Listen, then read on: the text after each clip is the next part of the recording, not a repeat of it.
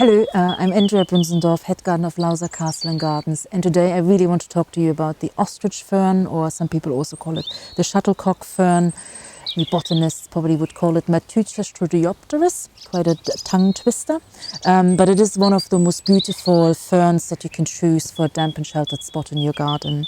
It is deciduous, it is a stoloniferous fern, so it colonizes an area with these green upright rosettes that can reach up from 1 meter to 1.5 meters.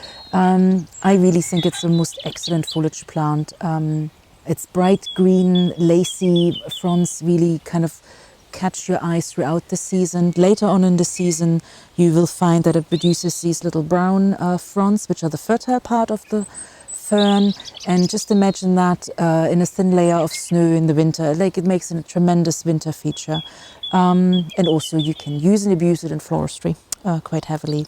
Now, it prefers, of course, a damp site in full sun or partial shade.